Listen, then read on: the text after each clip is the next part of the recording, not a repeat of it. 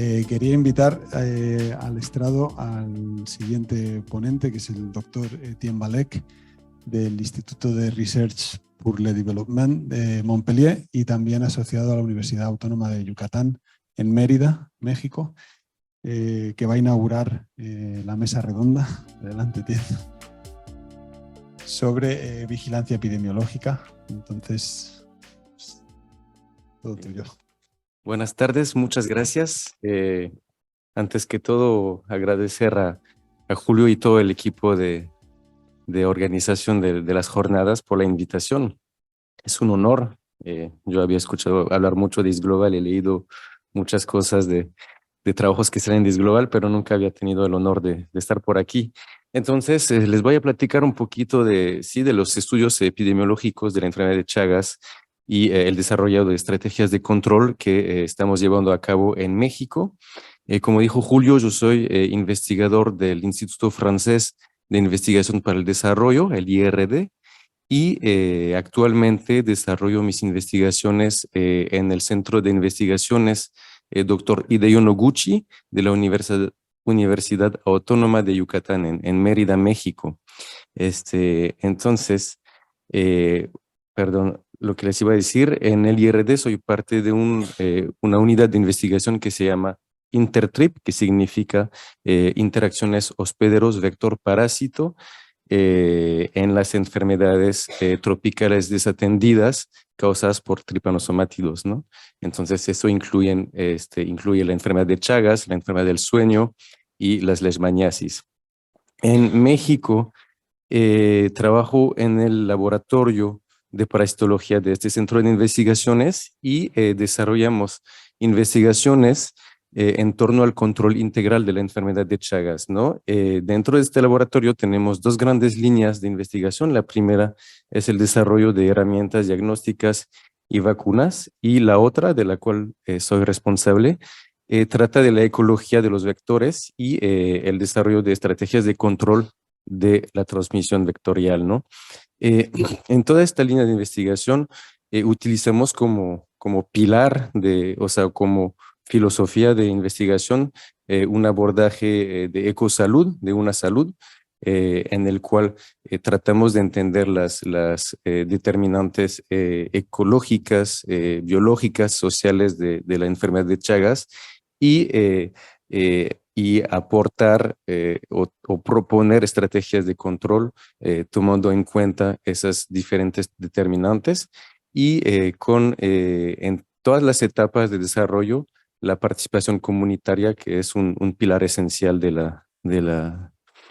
abordaje, ¿no? Tanto para proponer estrategias de control como para implementarlas. Entonces yo les voy a hablar un poco más de esta línea de investigación de manera general, ¿no? Lo que hacemos es un trabajo con un va y viene entre el campo y el laboratorio constante. Entonces, en el campo, pues, colectamos los vectores para entender su ecología, su distribución, conocer su nivel de domiciliación, si tienen un comportamiento estacional, intrusivo, si son domiciliados, etcétera.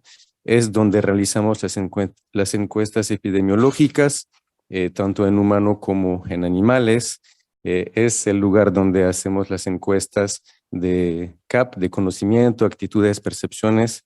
Es donde también organizamos talleres de educación para la salud, y en el laboratorio investigamos la ecología de los vectores a través de diferentes abordajes, ¿no? Hacemos ecología molecular, les voy a hablar de esto un poquito más adelante, genética de poblaciones de parásito y vector para entender el flujo de genes, el movimiento de los vectores y de los parásitos entre los diferentes ambientes. Hacemos también muchos experimentos de ecología comportamental de los vectores y también toda la parte de ecología química y biología sensorial de los vectores, ¿no? Y bueno, una vez que estudiamos o tratamos de entender la ecología del vector en campo y en laboratorio, toda la información que vamos adquiriendo la incluimos con los colegas de la Universidad de Perpiñán, que está cerca de aquí, en modelos matemáticos de transmisión de la enfermedad para proponer e implementar estrategias de control, ¿no? Y eso es todo lo que les voy a platicar de manera general.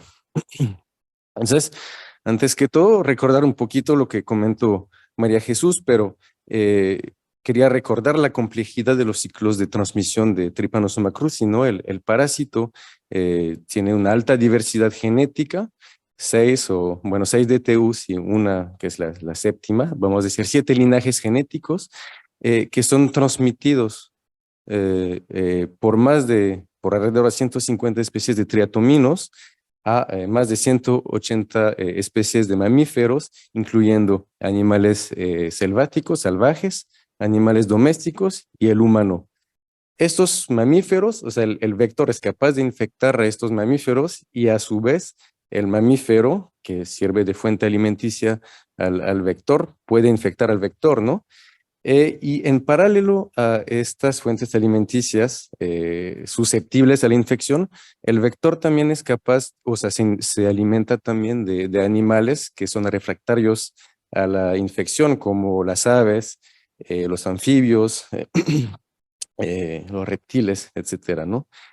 Aunado a todo esto, también sabemos que en otros sistemas de enfermedades transmitidas por vector, el microbioma intestinal de los vectores puede modular o influir sobre la competencia vectorial de los vectores, ¿no?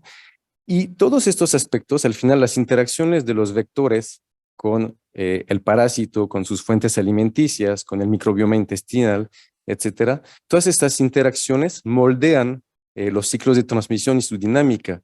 Y todos estos componentes han sido generalmente estudiados de manera un poco aislada, ¿no? Y lo que impide entender de manera general y global la dinámica de los ciclos de transmisión. Entonces, hace unos años, eh, como hace 5 años, con Eric Dumontet en México, optimizamos o adaptamos un abordaje de metagenómica dirigida, que se llama también metabarcoding, para poder estudiar e identificar todas estas interacciones de manera simultánea. Es una técnica molecular donde partimos solamente de los vectores como único material biológico, ¿no? Vamos a extraer el ADN de sus contenidos intestinales, amplificar por PCR unos marcadores de interés, por ejemplo, vamos a utilizar primers que permiten amplificar el ADN de vertebrado para identificar posteriormente las fuentes alimenticias, primers que permiten específicos del parásito para identificar el linaje genético del parásito, etcétera, ¿no? Todos los amplicones que provienen de un mismo insecto van a tener una ética única. Secuenciamos en plataformas de secuenciación masiva y a la salida de eso lo que tenemos es que por insecto, por muestra, sabemos de qué se alimentó, qué subgrupo o qué especie de triatomino es, qué parásitos tiene y sus fuentes alimenticias, ¿no? Eso más o menos es el abordaje que utilizamos, ¿no? Y es algo bastante potente. Por ejemplo, aquí, utilizando o considerando solamente los resultados de fuentes alimenticias, eso fue un estudio previo donde creo que teníamos unos 15 triatoma dimidiata, que es el vector principal de la enfermedad en Yucatán.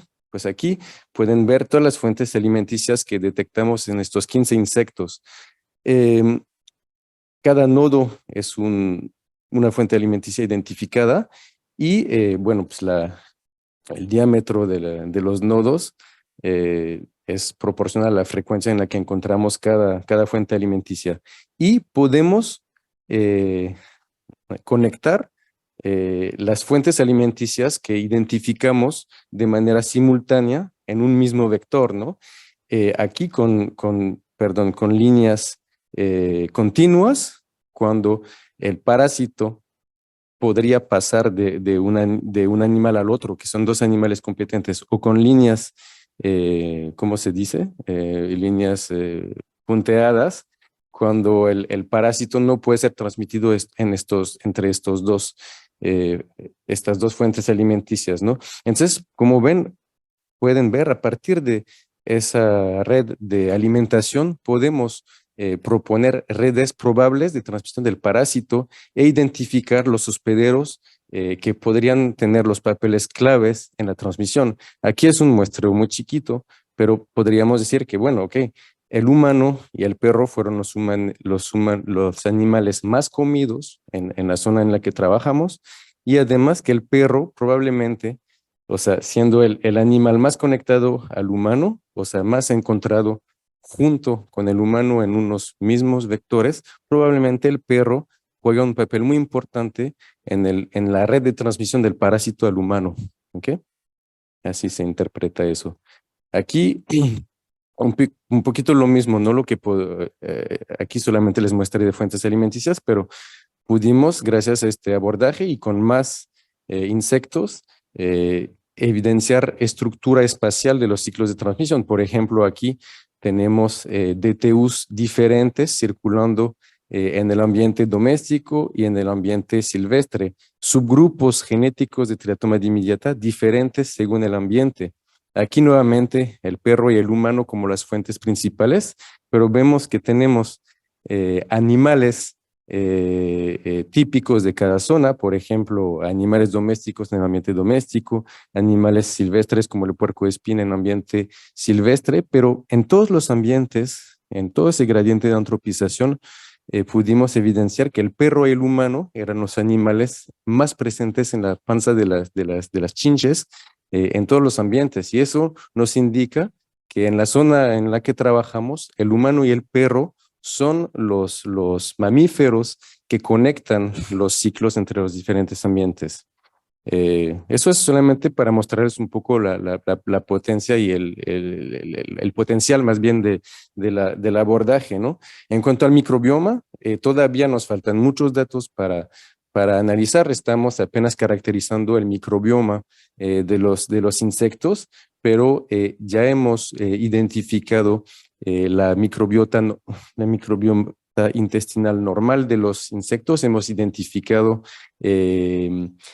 bacterias necesarias al desarrollo de los insectos. Y esperamos identificar bacterias o grupos de bacterias que se asocian a la no infección de los vectores o a la infección sistemática. Todo este conocimiento también puede tener mucha aplicación para el control de transmisión de la enfermedad, porque podemos imaginar que encontremos bacterias que sean totalmente incompatibles con la presencia del parásito, y entonces eso sería una estrategia que podremos desarrollar. Sería vacunar a las chinches, por ejemplo, utilizando esas bacterias incompatibles, ¿no? Eso es lo que les quería decir. A la par, eso era todo lo de ecología molecular. También les comenté que hacemos ecología comportamental, entonces fabricamos muchas cosas graciosas de cajas para ver cómo se mueven nuestras chinches, y cuando tenemos preguntas aquí, por ejemplo, hemos podido ver que cuando infectamos, o sea, tenemos chinches sanas o chinches infectadas, hemos podido evidenciar una asociación entre el fenotipo antenal y la infección por Trypanosoma cruzi, y que además las chinches infectadas no tenían el mismo comportamiento alimenticio que las chinches no infectadas. ¿Okay? Aquí es un trabajo que acabamos de publicar. Todo eso nos permite también pensar en ayudar al desarrollo de trampas que pueden ser letales para los insectos, por ejemplo.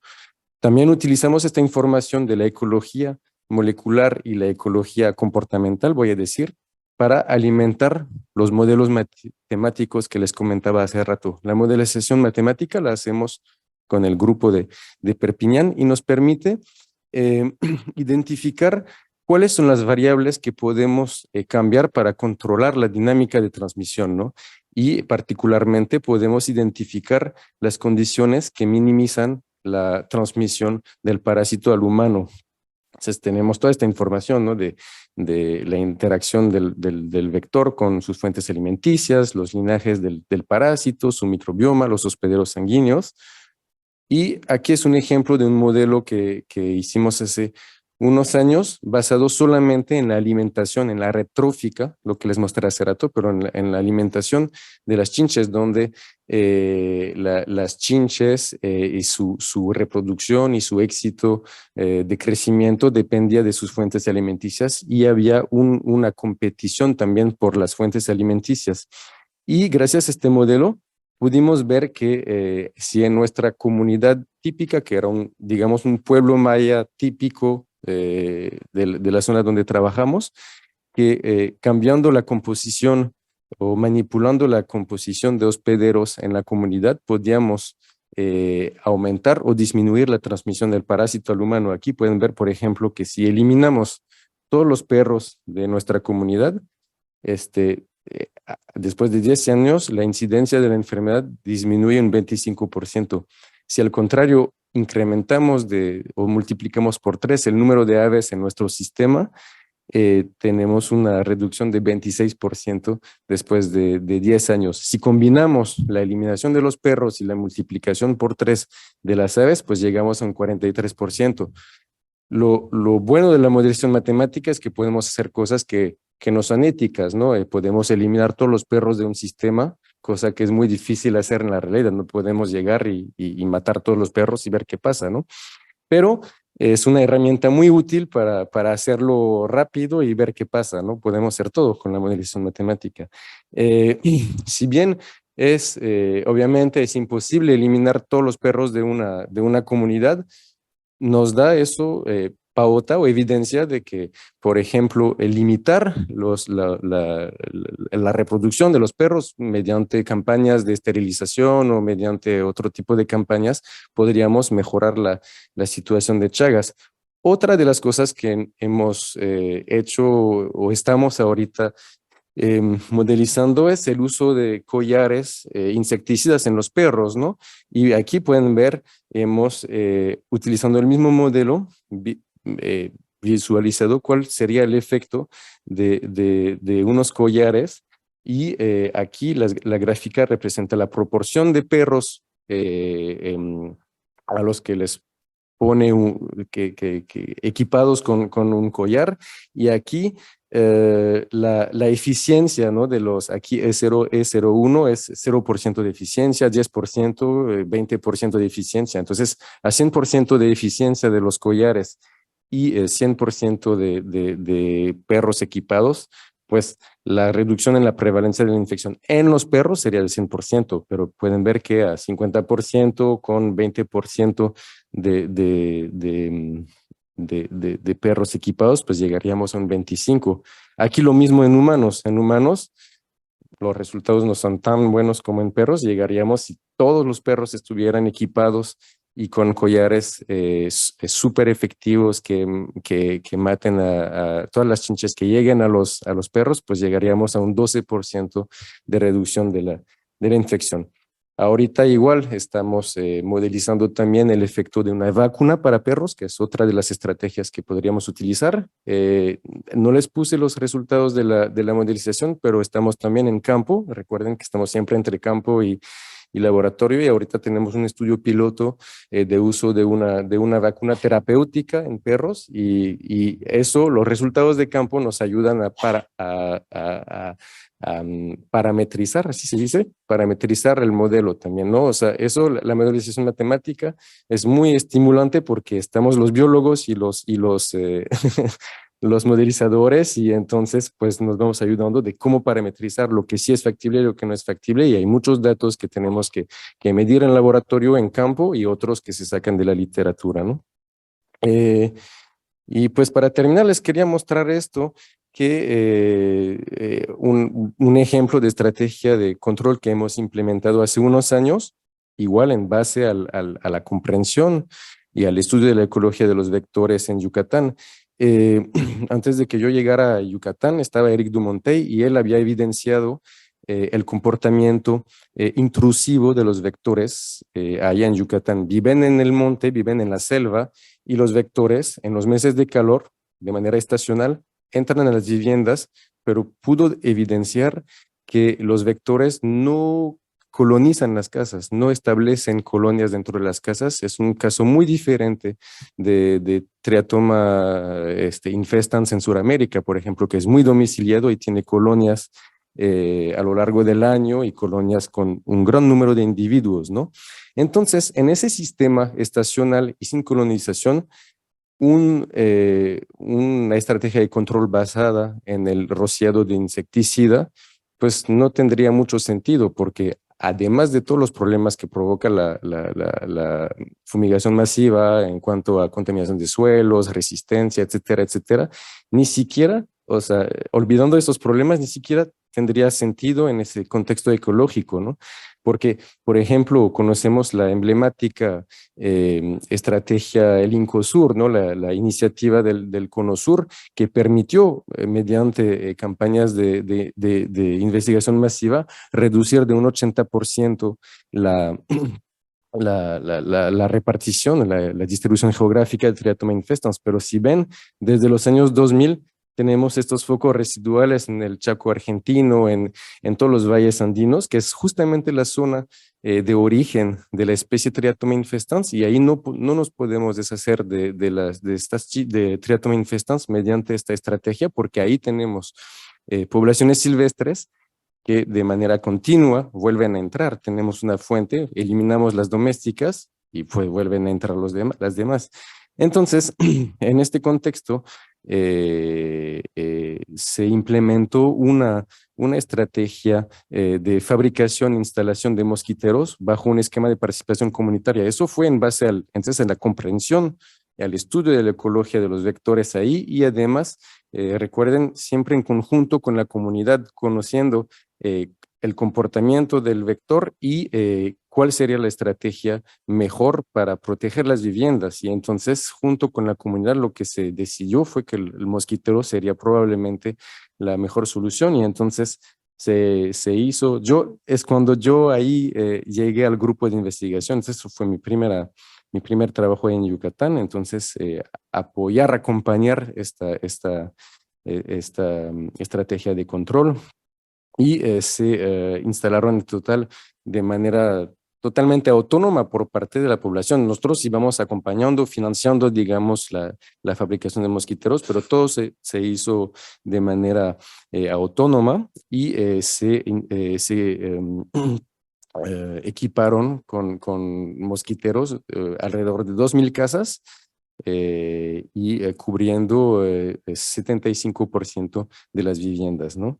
Durante 3 años realizamos un seguimiento para saber qué tan efectivo eran estos mosquiteros, y pudimos ver que, como lo esperábamos, la proporción de chinches encontradas dentro de las casas había bajado significativamente en las casas equipadas, y utilizando los modelos matemáticos siempre pues vemos ha bajado tanto. ¿De cuánto sería la reducción de incidencia? Calculamos que esta estrategia, que solamente fueron 2 mosquiteros por casa, permitió una reducción de la incidencia de 32%. Y eso es mi última diapositiva. Espero que esté bien de tiempo. Eh, para todas estas estrategias de control, siempre necesitamos fomentar la participación comunitaria, hacer talleres de educación para la salud. Lo mostró María Jesús, es una enfermedad desatendida. Entonces, por definición, pocas personas, incluso las que están en zonas endémicas, conocen la enfermedad. Generalmente conocen el vector, saben que es un insecto que pica, pero no saben que está asociado a una enfermedad grave, ¿no? Entonces, pues aquí pueden ver el tipo de estrategias que hacemos, ¿no? Por ejemplo, organizando concursos de dibujos con los niños. Cuando ven la definición o el detalle con las que dibujan las chinches, podemos pensar que conocen muy bien y conviven mucho con los insectos vectores, ¿no? Aquí un ejemplo de un cómics que hicimos donde tratamos de vulgarizar los resultados de las investigaciones. Por ejemplo, todo lo que les comenté hoy, más o menos está dicho de manera un poco más vulgarizada para las escuelas primarias y así, ¿no? Quería decir esto, ¿no? El año pasado, o hace 2 años, o los últimos 3 años, digamos, tuvimos el COVID, y al final la información que recibimos en cuanto a cómo nos debíamos comportar nosotros para limitar los riesgos de infección fue muchísima. En 2 meses, todos en todo el mundo sabíamos muchísimo de COVID, de pruebas PCR y de todo, porque hubo muchísimo dinero invertido en muy poco tiempo.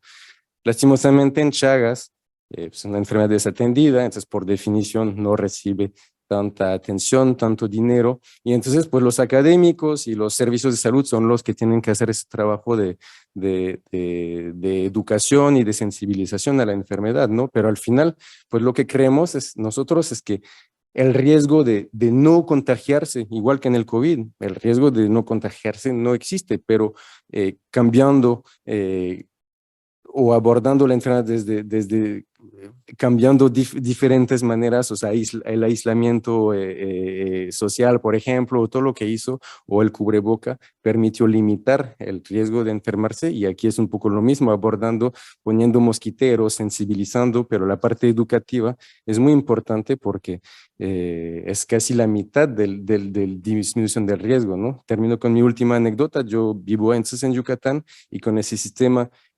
de vectores que vuelan desde el ambiente silvestre, pues llegan muchas chinches a mi casa. No estoy a salvo de contagiarme ni que mi familia se contagie, pero el hecho de conocer el vector, de conocer los riesgos y saber cómo actuar cuando tengo un vector, me pone en un riesgo mucho menor al de un vecino que no supiera qué es este insecto, ¿no? Eso es lo que les quería decir. Bueno, muchas gracias. Muchas gracias, Etienne. Muy interesante la visión ecológica.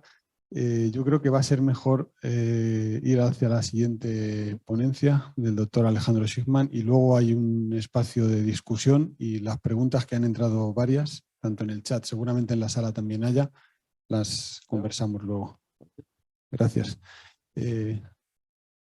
Sí, invito al estrado al doctor Alejandro Schiffman, que dirige el Laboratorio de Biología Molecular de la Enfermedad de Chagas en el Instituto de Investigaciones en Ingeniería Genética y Biología Molecular Dr. Héctor Torres, el INGEBI, del CONICET en la ciudad de Buenos Aires, en Argentina, que nos va a hablar sobre la vigilancia diagnóstica desde el tamizaje de bancos de sangre a nuevas metodologías moleculares. Adelante, Alejandro. Bueno, gracias por la invitación.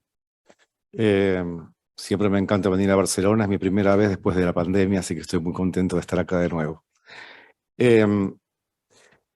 Bueno, para empezar, algunos conceptos importantes.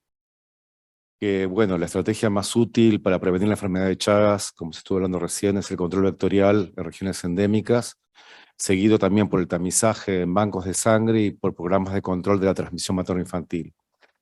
Y el tamizaje o screening en bancos de sangre es vital para prevenir la infección a través de transfusiones y trasplante de órganos, tanto en zona endémica como en países no endémicos. Y la relevancia de esta ruta de transmisión está relacionada con la prevalencia de la infección en cada lugar. Además, al existir la fase crónica indeterminada o asintomática, pone en riesgo las donaciones de sangre porque las personas que donan sangre suelen desconocer su estatus de infección. Por otro lado, hay muchos componentes de la sangre que pueden transmitir la infección, y hay diferentes estudios que han encontrado que las plaquetas constituyen la fuente de transmisión transfusional más frecuente. Y el conjunto, digamos, de pruebas de laboratorio en dadores de sangre, excluyendo los dadores con riesgo de infección y seleccionando el uso de derivados de plasmas que no tengan riesgo de contaminación, ya han sido adoptados en países endémicos y no endémicos. En general, lo que más se utiliza son técnicas para, digamos, el monitoreo y el tamizaje en bancos de sangre, son técnicas de quimioluminiscencia o electroquimioluminiscencia, que son sistemas automatizados de carga continua, que se basan en un principio de emisión de energía lumínica, que se mide la relación entre la energía lumínica y el cutoff dado por cada uno de los sistemas, y se caracterizan estos métodos por tener una gran sensibilidad y especificidad. Son altamente objetivos en la medición, se puede procesar una gran cantidad de muestras en un periodo corto de tiempo, por eso se recomiendan para para tamizajes masivos como en bancos de sangre. Y la desventaja es que suelen tender a presentar resultados falsos positivos, sobre todo en los casos que están cerca, digamos, de los valores de corte, y esta es una discusión aún presente, de cuál es el valor de corte para considerar un caso positivo en un banco de sangre, y sobre todo si uno pretende que una prueba de quimioluminiscencia sea el único test, ¿sí?, que se haga en un banco de sangre para descartar o aceptar una muestra de sangre. Y en ese sentido, hay algunos trabajos en la literatura, yo no trabajo en el tema, así que me tuve que fijar en la literatura. Esto es un algoritmo que la primera prueba puede ser quimioluminiscencia, y entonces, bueno, si es negativo, dada la alta sensibilidad, se puede usar la unidad, pero si es reactivo hay que seguir investigando y, por ejemplo, repetir en duplicado, ya sea de la bolsa original de sangre del tubo, por otra prueba serológica, y si esta prueba, digamos, es negativa, se considera negativo, pero si es reactivo hay que seguir un paso más hasta tener los casos confirmados. Ahora bien, hay trabajos realizados por diferentes grupos. Uno es el grupo de Carmen Muñoz y Monserrat Gallego, de acá de Barcelona, donde, de acuerdo al grupo de pacientes con los cuales trabajaron, pudieron llegar a detectar un valor de corte, un valor, digamos, de relación de energía lumínica con respecto al valor de corte, que es confiable para poder descartar, digamos, o aceptar un caso en un banco de sangre. Uno de estos trabajos, que es con el sistema Architect de Abbott, propuso un valor de corte de 3,8, sí, que en el valor de 3,8, acá hay una excelente performance a partir de ahí, y es muy seguro el diagnóstico del paciente como un paciente portador de Trypanosoma cruzi, y entonces simplemente con ese sistema sería suficiente, ¿sí?, para poder aceptar o descartar la muestra de sangre. Si no, si los valores son menores, hay que seguir investigando con otras pruebas serológicas. En el trabajo que presentó el grupo de Carmen Muñoz y Monserrat Gallego, el valor que ellos observaron es de 6, o sea que para utilizarlo como un único método de diagnóstico para bancos de sangre debería ser un valor de 6. Y pasando a los métodos moleculares, en el caso de bancos de sangre, solamente se utilizan, y hay trabajos publicados, para confirmar algunos casos con serología discordante, por ejemplo, con la técnica de PCR. Pero como en general los pacientes son crónicos, la carga parasitaria es tan baja que un método de PCR no sirve, no tiene la sensibilidad suficiente para poder aceptar o descartar una muestra en bancos de sangre. Sí se utilizaron los métodos moleculares para ver la implicancia de los componentes sanguíneos cuando se preparan componentes, ¿sí?, de una muestra de sangre, y se vio que justamente si en componentes sanguíneos obtenidos de muestras infectadas con Trypanosoma cruzi, la carga parasitaria por PCR se acumulaba hasta 5 veces más en el sector de plaquetas que en el plasma. Entonces eso también es importante para hacer un análisis de control de calidad. Ahí sirve la PCR, un control de calidad de los componentes, de los factores de la sangre que se van a utilizar para transfusión. Cambiando de tema, otro de los puntos importantes a nivel epidemiológico en Chagas es el tema del Chagas congénito, que justamente es la primera causa de Chagas hoy en día en países no endémicos. Es el responsable de la urbanización de la enfermedad de Chagas, tanto en ciudades de países endémicos que no tienen vector, no tienen infección activa, como en países no endémicos. Y al existir el problema del agrupamiento familiar, que es decir, que hay mujeres que tienen la tendencia, por ciertos factores genéticos, de transmitir en la mayoría de su descendencia la infección a sus bebés, eso también trae aparejado el Chagas, digamos, transgeneracional, que a medida de diferentes generaciones, madres, hijas, nietas, etcétera, van transmitiendo Chagas congénito. Es una forma de perpetuar el Chagas en ausencia del vector. Entonces, como ustedes saben, los algoritmos convencionales de diagnóstico de Chagas congénito en general están basados, aún en la mayoría de los lugares, en la microscopía, lo cual es subóptimo, tiene una baja sensibilidad y es muy variable la misma, debido a que es dependiente de la expertise del operador para reconocer, ¿sí?, los parásitos móviles en el preparado. Entonces hay que esperar hasta los 9 meses para hacer un diagnóstico serológico de confirmación de infección del bebé, porque antes la serología puede ser por pasaje pasivo, digamos, de anticuerpos maternos. Y acá tenemos el problema, sobre todo en zonas endémicas, debido a toda la situación sociocultural de los pacientes, que hay unas grandes pérdidas en el seguimiento y en realidad la mayor proporción de casos que son negativos por micrométodo en el nacimiento cuando salen de la maternidad, después no vuelven para su control a los 9 meses. Y ese es un gran problema. Y acá, en ese, digamos, en ese nicho, pueden caber los métodos moleculares, porque pueden realizarse en la maternidad, en los primeros. Argentina es ley, la ley de Chagas obliga, si hay un diagnóstico de un paciente con Chagas congénito, de darle su tratamiento. Uno de los aportes fue un trabajo de nuestro laboratorio con un consorcio público-privado, con Laboratorios Wiener y Instituto Fatala Chabén, donde hicimos un desarrollo de un kit de diagnóstico de PCR en tiempo real, y no nos conformamos solamente con hacer el desarrollo, sino que lo validamos en campo, en un estudio enmascarado, en 5 sitios de la Argentina, de diferentes zonas endémicas. Analizamos en forma prospectiva 370 binomios de mujeres con sus bebés. Los resultados fueron publicados, donde se demostró que si bien por muchos problemas operacionales que hubieron, no fue ideal, no fue el resultado esperado de la PCR, que dio solamente un 75%, pero duplicó tanto en sangre de cordón umbilical como sangre periférica, duplicó al micrométodo.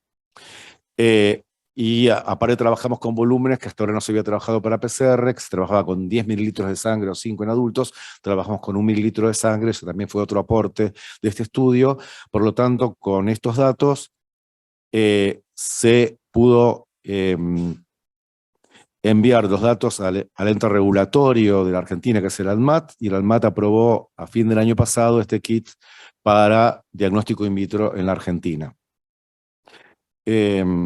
Bueno, acá se ven los resultados en cordón umbilical y en sangre periférica de sensibilidad y especificidad de valores predictivos del micrométodo contra esta PCR, donde se vio que se duplicó la sensibilidad con respecto al micrométodo. Otros resultados, en realidad fue un estudio que se hizo en el Hospital Ricardo Gutiérrez por Juan Carlos Ramírez, que fue comparar los kits de PCR comerciales disponibles en la Argentina, que son el de Altona Diagnostics, que es el único kit de PCR en tiempo real que está basado en la secuencia del kinetoplasto del parásito, los demás son todos la secuencia genómica del ADN satélite, el kit que recién nombré de Laboratorios Wiener, el kit Certest de Biotech, que es español, y donde dice Duffy et al, en realidad es nuestro método in-house que habíamos hecho con financiación de la Organización Mundial de la Salud y que se estandarizó en redes, algunos de los que están acá presentes estuvieron participando y tienen el protocolo, que fue considerado como un método de referencia en PCR. Entonces, comparando para niños, porque también se hizo en adultos, eran ya niños mayores de 2 años, todos los 4 métodos dieron muy buena sensibilidad, de alrededor de un 80%, ¿sí?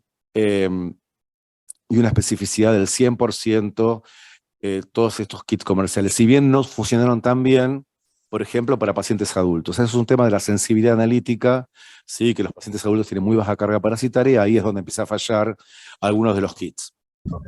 Muy bien. Pero sin embargo, todo esto ahora, digamos, se está haciendo, y en este sentido, disculpen la ironía, ¿no?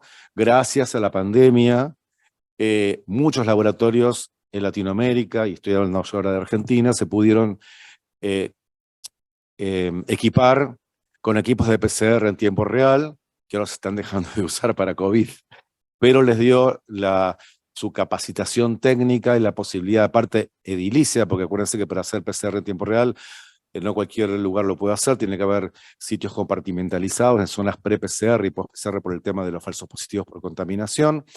Y entonces ahora hay, digamos, toda una infraestructura de centros, por lo cual en este momento se están haciendo encuestas para poder transferir estos métodos de PCR a esos laboratorios de referencia.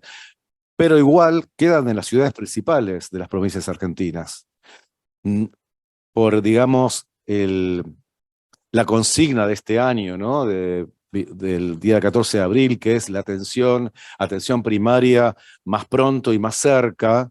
todavía hay un desafío que la PCR no logra, y es justamente hacerlo una técnica molecular que sea más accesible a laboratorios de baja complejidad y sobre todo que puedan estar muy cerquita de una maternidad. Entonces, antes que el bebé se vaya de la maternidad, un laboratorio periférico puede tener su diagnóstico si está infectado o no y darle tratamiento. Justamente en ese sentido, ya veníamos discutiendo en redes de investigadores cuál sería el perfil de producto para lograr, digamos, un diagnóstico de point of care molecular. Y bueno, habíamos tenido en cuenta que se pueda procesar cerca del punto de atención primaria, que se usen kits que no requieran cadenas de frío, que sea un test suficiente que sea cualitativo, que diga infectado o no infectado, que sea universal en el sentido que el diseño de los primers tenga las mutaciones necesarias para poder abarcar con sensibilidad parecida a todas las variantes genéticas de Trypanosoma cruzi. Y a medida que, digamos, pasa el tiempo y se aíslan más cepas, se encuentran justamente más variantes, y algunos ETUs que hasta ahora se conocen solamente del ciclo silvestre, que también pueden estar en el ciclo peridomiciliario doméstico o en brotes orales. Y otro tema importante también de esto es el volumen de la muestra, ¿no es cierto? El volumen de la muestra para un recién nacido, realmente el menor volumen posible sería lo ideal. Entonces, en ese sentido empezamos a trabajar, y una de las técnicas ideales para esto es la técnica de LAMP, de amplificación isotérmica mediada por heces. Como su nombre lo indica, al ser isotérmica, la reacción se incuba a una sola temperatura, no hace falta un termociclador, y se puede realizar en un laboratorio, simplemente que tenga una centrífuga y una mesada muy chiquita con un baño térmico y un sistema de extracción de ADN. Bueno, para eso la compañía japonesa Eiken, que es la que patentó originalmente un sistema de LAMP para otras enfermedades, desarrolló un kit para Chagas. Nosotros validamos el prototipo de kit que tiene los reactivos en la tapa del strip, tiene los reactivos secos como una capita de cera, uno pone el ADN, cierra el tubo, cuando se calienta, se mezcla con los reactivos y en 45 minutos uno puede tener la reacción incubando en un baño a 65 grados. Y uno puede verlo directamente, lo puede ver en tiempo real, con una especie de fluorímetro que va marcando cómo va aumentando la intensidad de la fluorescencia, o también lo puede ver de una forma más simple, más adaptada a campo, que es a simple vista, porque los tubos tienen calceína, entonces se puede ver como verde si es positivo, o transparente si es negativo a simple vista, o se puede aumentar un poco la sensibilidad o independizarnos del observador si uno lo pone, por ejemplo, con LED azul o con diferentes tipos de filtros y diferentes visores. Y eso es inmediato después de los 40 minutos de incubación de la reacción. O sea que además es más rápido. Ahora bien, los primeros trabajos que nosotros hicimos con LAMP eran todos retrospectivos. Tomábamos muestras que teníamos guardadas de ADN extraído con kits pensados para PCR, o sea, kits sofisticados que llevan su tiempo, como de Qiagen, Roche, etcétera, partículas magnéticas, y comparábamos la sensibilidad y especificidad con lo de la PCR, tanto en grupos de Chagas congénito como en casos reactivados por HIV, en casos reactivados por trasplante de órganos, en casos de brotes de oral en Venezuela. Y en general el LAMP dio muy bien, da siempre muy parecida a la sensibilidad de la PCR, pero tampoco servía para trabajar, digamos, más cerca de los pacientes, porque ya la extracción es engorrosa y requiere un laboratorio de biología molecular. Por eso es preciso contar con métodos rápidos y simples para adaptar la metodología a laboratorios de baja complejidad. Y en ese sentido, estamos trabajando varias instituciones juntas en diferentes proyectos. Uno de los primeros proyectos, que fue un proyecto piloto que se hizo en 2 hospitales periféricos de Gran Chaco boliviano, financiado por el Banco Interamericano de Desarrollo, fue aprovechar una impresora 3D reposicionada como extractor semiautomático de ADN, que cuesta 10 veces menos que un robot para extraer ADN, para llevarlo, digamos, a estos laboratorios simples, y entonces unir la extracción con esto que se llama Printer Lab con el LAMP. Entonces, en 1 hora y media de trabajo uno tiene el resultado. Y otra de las ventajas de esta metodología que se probó es que solamente se partía de 100 microlitros de sangre. Solamente 100 microlitros de sangre. Bueno, una vez que se hizo la validación analítica de este sistema, que se hizo con muestras artificiales, que eran contaminadas a propósito con cantidades conocidas de parásitos de cultivo pertenecientes a diferentes unidades discretas de tipificación, se hizo un estudio en campo, justamente acá en estos hospitales que nombré, donde se analizaron 224 bebés nacidos de mujeres con infección por Trypanosoma crucis, hizo 2 análisis seriados, uno en el nacimiento y otro en los 2 meses de vida del bebé, y después se vio el diagnóstico final de confirmación de infección congénita, obviamente por serología a los 10 meses. Bueno, esto fue enmascarado, los resultados finales mostraron una altísima correlación, un índice kappa de 0,88 y un acuerdo del 99% entre la PCR y el LAMP, ¿sí? Sobre todo aumentaba, es interesante que acá también descubrimos de nuevo, como con la PCR, que aumentaba la concordancia de resultados, y en el segundo mes, cuando se analizaba en el mes 2 con respecto al nacimiento, lo que está sugiriendo, sí, que en un infectado congénito aumenta la carga parasitaria, a partir de que nace empieza a aumentar, y entonces capaz no es el mejor momento, el momento 0 o las primeras 72 horas después del parto, sino también hacer un análisis entre los 4 y 8 semanas de vida. Nosotros también lo habíamos esto notado en el estudio que hicimos en Argentina con la PCR, también que nos daba mejor, más sensible 2 meses. Eso es algo interesante para tener en cuenta para cuando se planteen los algoritmos diagnósticos. Bueno, esto fue como acá se ve en la figura, si comparamos acá la positividad en el nacimiento o a los 2 meses, esto es el micrométodo, y acá de nuevo duplicamos la sensibilidad del LAMP o de la PCR, que son entre sí muy similares. Bueno, entonces ahí fuimos por más, y esto empezó hace poco con un subsidio de la Fundación de Salud Global de Japón, con cofinanciación con la Fundación Mundo Sano, donde acá lo que hicimos fue transferir esta metodología de LAMP a 9 sitios en total, 5 en Bolivia, 2 en Paraguay y 2 en Argentina, y donde con la certificación de la empresa Eiken, para seguir un protocolo bien estricto de la técnica, digamos, fuimos entrenados para poder entrenar y poder transferir la técnica a cada uno de estos sitios. Por lo tanto, cada uno de estos sitios se llevó la maquinaria, se llevaron los kits y se hicieron estancias de 2 o 3 días, en donde durante el primer día se mostraba la técnica, con muestras artificiales que también llevamos nosotros a cada sitio, y ya en el segundo día 2 operadores por sitio lo que hacían era ya empezar a procesar las muestras del estudio. Pero acá no funcionó tan bien la estrategia de la impresora 3D, y lo que hicimos fue otra estrategia, que es mucho más rápida, que es usar un sistema de extracción que se llama Pure, que también fue desarrollado por Eiken, que Pure viene de extracción ultra rápida, que dura aproximadamente 10 a 15 minutos la extracción. Uno pone acá solamente 30 microlitros de sangre, ¿sí? 30 microlitros de sangre en este tubo que se llama tubo de calentamiento, junto con cloruro de sodio, se incuba 5 minutos a 75 grados centígrados, el ADN acá se desnaturaliza, o sea que uno va a tener ADN de simple cadena. Después coloca este tubo, lo enrosca contra un tubo más grande, o sea que está la parte de ingeniería está muy bien hecha, porque es muy fácil para hacer, es manual. Uno eso lo agita, después lo engancha abajo con otro tubo de inyección y directamente después aprieta y larga las gotitas directamente en el strip del LAMP.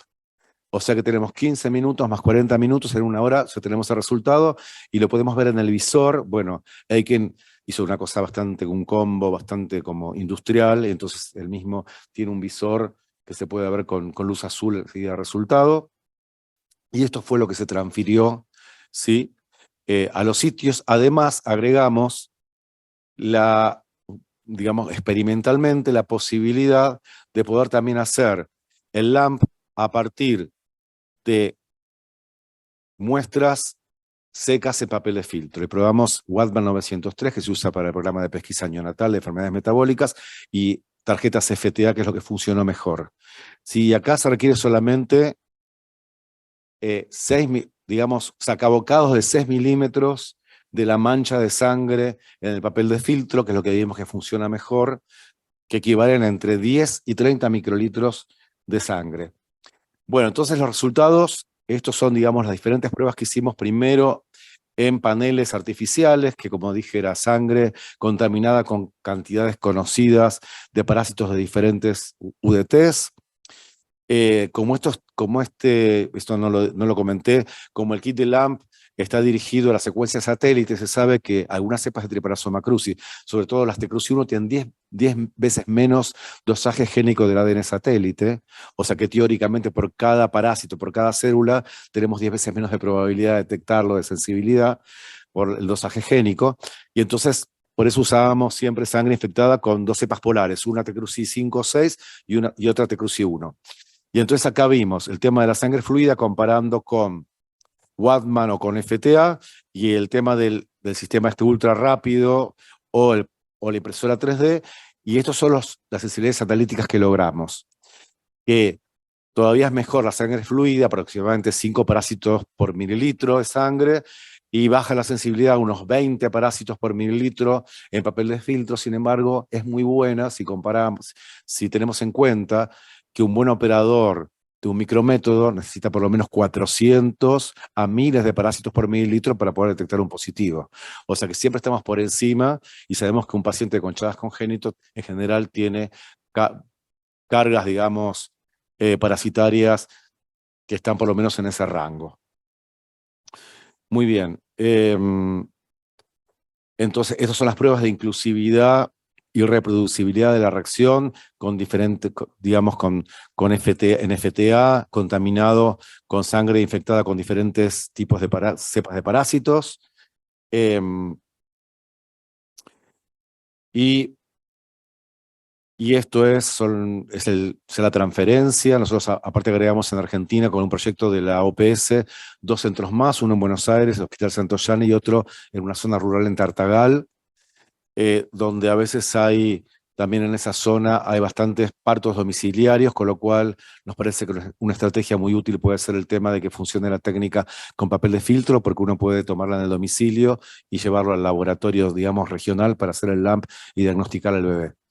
Así que acá nosotros tuvimos que montar cada laboratorio, pedir los planos de cada laboratorio para ver dónde se ubicaba, digamos, cada uno del equipamiento, que es el baño termostático, la parte de extracción de ADN. Y una cosa que considero que es muy importante es que no nos conformamos solamente con transferirlo, sino que también diseñamos un sistema de control externo de la calidad, que digamos hasta ahora no hay para LAMP, para biología molecular, que es que enviamos a cada uno de los laboratorios unos paneles a ciegas, ¿sí?, de sangre contaminada con cantidades de diferentes cepas de parásitos con cantidades conocidas, y entonces solicitamos a los laboratorios que cada tanto usen un panel y prueben su sensibilidad y su especificidad. Entonces tienen que llenar, digamos, una planilla, tienen que acá poner la foto del strip para documentación, y después nosotros hacemos lo que ahora se está haciendo en este momento, el análisis estadístico, y lo que se pretende es que, bueno, que puedan detectar siempre las cargas mayores, ¿sí?, que puedan detectar las cargas medianas y que no detecten nunca un falso positivo. Y entonces, de acuerdo a eso, a esos criterios de aceptación, sabemos que tenemos que tomar medidas de reentrenar, ¿sí?, de corregir algunas pautas en el laboratorio, y también para dar confianza a los operadores de que están trabajando bien. Así que bueno, hasta acá llegamos por ahora. Esto continuará. Muchas gracias.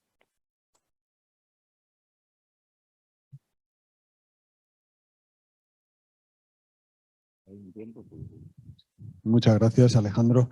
Si les parece bien, abrimos ahora el turno de preguntas, tanto en sala como el chat, parte de estas dos ponencias, esta mesa redonda. Pasar para acá, entiendo. Tú tenías la primera pregunta, ¿verdad, Javier?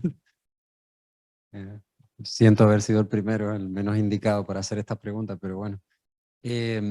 La primera es un comentario de Etienne, lo que se sale un poco del tema científico puro y duro, pero has dicho algo que a mí en lo personal sí me llama mucho la atención, que es lo que lo has dicho muy bien, ¿no? Por falta de recursos somos nosotros, los biólogos, los científicos, los sanitarios, los que tenemos que elaborar el material de comunicación, de información, educación y comunicación. Esto no es que esté mal, porque todos comunicamos, ¿no? Todos somos comunicadores hoy día, pero es verdad que tanto en la metodología como a la hora del impacto y la evaluación de esos materiales y de esas acciones, sí sería necesario un apoyo más fuerte, ¿no? En ese sentido, sí me gustaría saber en la elaboración de los materiales si fue una elaboración construida con la misma comunidad o, bueno, pues como se suele hacer en estos casos, lo cual es bastante lógico y comprensible, elaborarlos a última hora y elaborarlos desde nuestro prejuicio o preconcepción, ¿no? De lo que tenemos que comunicar en ese caso, ¿no? Eso sería la primera pregunta. Lo cual, si se hace de una manera u otra, no invalida, por supuesto, el material, pero estamos en el proceso de intentar que la IS sea cada vez más evaluable. Y para ser evaluable, sí, todas estas experiencias que ustedes han tenido en lugares nos sirven muchísimo para potenciar lo que se ha hecho bien o para también aprender de lo que no se ha hecho tan bien, ¿no? Y ya una pregunta muy concreta, Alejandro, has hablado de la rapidez del método LAMP en comparación con la PCR. Es posible que no haya captado, si lo has dicho, discúlpame si no lo hice, pero si no lo comentaste, sí me gustaría saber a nivel de costo. Si ya a estas alturas de la investigación podríamos hablar de qué costo tiene la metodología LAMP con respecto a PCR, porque para poner en una balanza has dicho muy bien, ahora todo el mundo ya sabemos hacer PCR hasta lo que no sabíamos hacerla, ¿no? En el tema del LAMP habría que empezar de cero, me imagino. Entonces, digamos, para ponerlo en la balanza, ¿cómo sería el costo-beneficio? Nada más. Gracias, Javier. No sé si a lo mejor se puede contestar directamente en este micro. Primero. No, muchas gracias por el comentario. Y bueno, tienes toda la razón. En realidad, para la primera parte del comentario de que dije somos nosotros los académicos o los la Secretaría de Salud la que tiene que hacer esto. Y es verdad, es parte de nuestro papel. Pero voy a tomar en cuenta tu comentario para decirlo mejor la próxima vez. Es que en realidad lo que quería decir es que siempre eso lo tenemos que hacer, pero cuando hay más apoyo se difunde mucho más rápido. Lo que nosotros no logramos hacer es con tan poquito personal o lo poco que somos es poder difundir a la velocidad que quisiéramos, como se hizo en el caso del COVID. Entonces, estoy totalmente de acuerdo contigo. Y en cuanto a la inclusión o la participación de las personas en la elaboración del material didáctico, realmente se integró dentro del material didáctico lo que se analizó de los dibujos de los niños. Entonces la percepción de la gente, de la comunidad está traducida, digamos, dentro del material didáctico que se hizo. El material didáctico se hizo con equipos multidisciplinarios, incluyendo biólogos, pero también antropólogos, sociólogos, gente maya hablante, porque en este caso está enfocado al contexto local de Yucatán. Pero la comunidad no ha participado como tal a la elaboración del material y es yo creo, algo que podemos tomar en cuenta para hacerlo aún más impactante, ¿no? Digamos que hay gente maya hablante, gente de comunidades mayas que trabajan esto, pero no gente de la comunidad donde trabajamos que ha participado en la elaboración. Sería mejor.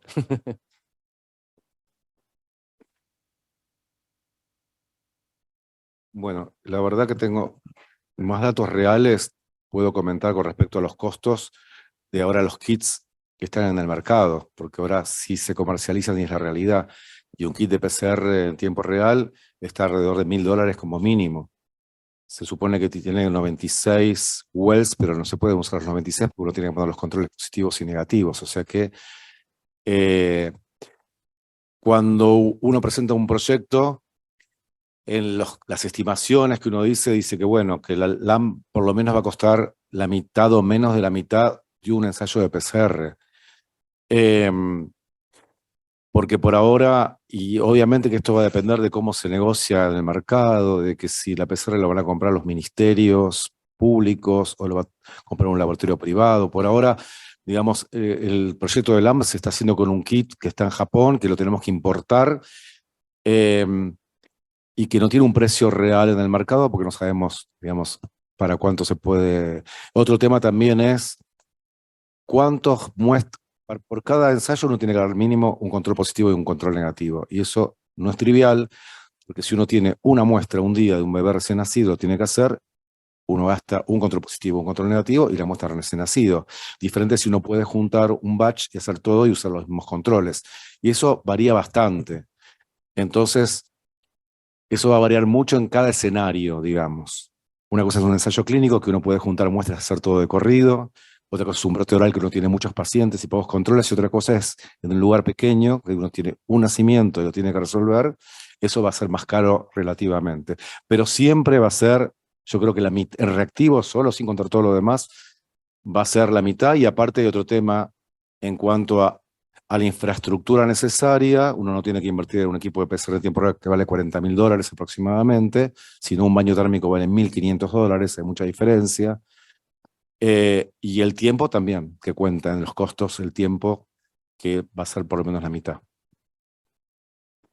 Muchas gracias por las respuestas. No sé si hay alguna pregunta más en la sala. Sí. Si no, de casa. Dale, Leo. Muchísimas gracias. Trabajamos en temas de participación comunitaria en procesos de Chagas y no puedo estar más que contento con lo que he oído. Ninguno de los ponentes, por supuesto, Vidalia, pero, por supuesto, Elvira, representación de Fin de Chagas, pero también los 4 ponentes, bueno, todos han hablado de participación comunitaria, María Jesús con el proceso completo de una charla completa de las dimensiones, pero he escuchado a Etienne hablar de escuchar a la comunidad para dar con el clavo de las mosquiteras adecuado a una observación ecológica y propia de la cepa que tienen, y tras haber escuchado a comunidad también. Y por supuesto, Alejandro, tras haber estado hace poco en el Chaco, entender que la cantidad de extracción es un asunto y entender la capacitación al personal en sus competencias ya parece ser como transversal el eje, ¿no?